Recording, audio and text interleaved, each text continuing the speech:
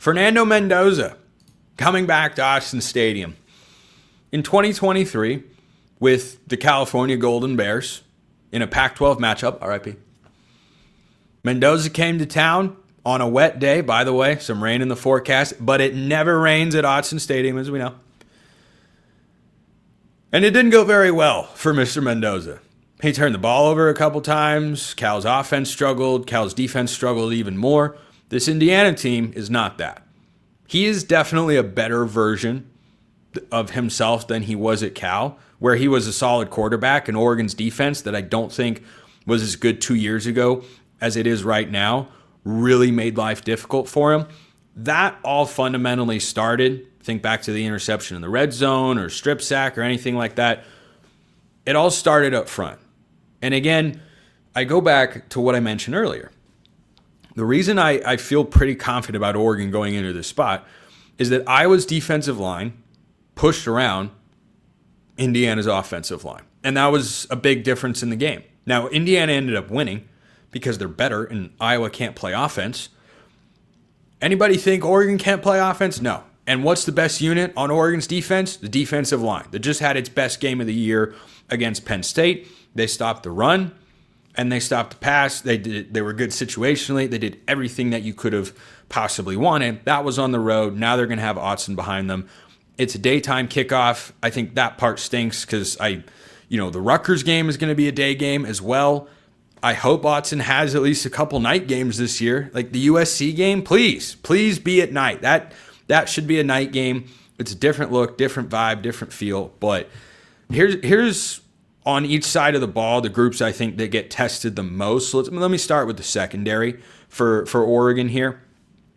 I love this secondary. It's hard to not. I thought I might like them this year and we might see some mistake. Nope. Coaching staff has been really good. They're getting a serious test this week. Serious test. If you rank the Big Ten quarterbacks right now, Fernando Mendoza is well above Drew Aller. Their passing game, Joel Klatt was critical of the way their receivers played against UCLA, and the receivers, of course, didn't do anything against this Oregon secondary. This group of Ducks DBs is going to get their biggest test of the year. Not just in Elijah Surratt, but really the system that Indiana runs. A lot of RPO, which is something Mendoza's familiar with going back to his time at Cal. He ran a bunch of RPOs. He's very good at them, and he makes a lot of really good reads. He makes a lot of really good throws. And I think the best play that Indiana runs consistently, the one that they torched Illinois with time and again, is what you'd call a glance route or a post or a skinny post. There's all different sorts of verbiage and whatnot, but that's what Oregon's DBs, I think, need to be prepared for, because this Indiana team can run the ball. We'll hear more about their ground game later this week from Goins when he gets on the show, but Elijah Surratt is the best individual wide receiver that Oregon has seen this year, by far. He would be the number one guy at Penn State, and I don't need to tell you that he'd be the number one guy on any of Oregon's first four opponents. It's not particularly close. Elijah Surratt is an NFL receiver who is a big-bodied guy that can catch the ball at all three levels, does everything really well. He's really dangerous in these RPO situations, and that's going to be a legit test for Oregon's secondary. I'm curious to see how they defend it, because do you want to have your defense really key in on stopping the run and set up those one-on-ones, or do you want him to drop back? Or I'm interested to see how the tactical strategy works out there for Dan Lanning. But the secondary, no doubt, because of Mendoza's ability to not just do that. I'm not saying that's all he does. He's not a one-trick pony back there. He can make a lot of throws on the field. But that, I think, is when Indiana's been the most explosive. They run the ball. They bring up the linebackers on the RPO. They run the glance route behind, and they hit it for a big play. So that's when they've been particularly dangerous, throwing the ball over the middle of the field. Kind of reminds me of the San Francisco 49ers offense in a way. That's going to be a big-time test for the secondary. And then on the other side, the reason they dominated Illinois was the defensive line. Luke Altmaier was running for his life. The Hoosiers held Illinois to 2 rushing yards. That included sack yardage, but again, 2 rushing yards. Indiana also ran for 320 in that game. 2. Two rushing yards. The defensive line is good. Kurt Cignetti is a really good head coach. I think by the way, his comments this week are what we're going to call the anti-Mike Gundy, just giving Oregon absolutely positively no fuel. And we'll see how Dan Lanning motivates his guys this week. Hopefully we get to learn, because that means Oregon wins. Obviously no Ducks versus them when Oregon loses. But Cignetti's offense has been really impressive over the last couple of seasons. And so I think that's what most people think of when they visualize Indiana football having success. This defense is good.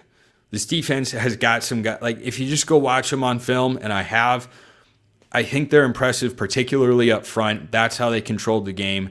It's how any defense wants to control the game, is at the line of scrimmage. So here's another test for Oregon's offensive line, which passed with flying colors against Penn State. And as a test for the secondary against Penn State, again, more than passing grades, exemplary performances in that matchup. That's going to be required again. So I'm most interested to watch those two groups to see, hey, when you've got Elijah Surratt and a good couple of receivers, how does the secondary match up? When you've got a legit NFL guy over there and a good quarterback as well, who could also be an NFL quarterback, according to some. Not me, but some.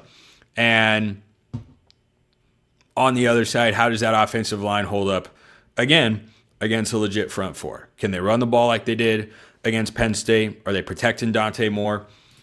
Interested to see how all that stuff plays out. But those are the biggest tests I think Oregon will get this weekend. So, speaking of the game, got another SSA here from Brutus's dad. SSA, I assume that's a dog name? With the forecast of 55 and raining, the Ducks will dominate the ground game both offensively and defensively due to better trench play. I feel better about Oregon's play up front on both sides because of the last games that these teams played. Now, sometimes trends reverse themselves in games, but boy, I've been impressed with the offensive line. I love the defensive line. Dominate the ground game. I mean, let's define dominant. Let's say 100 yards or more, they outgain them. So Indiana runs for 140, Oregon goes for 240. I don't think that's inconceivable. I think it's going to be harder to run for 140 than it will be to hold them to 140 on the ground in that statistical hypothetical. So I'm going to put that at 5.5.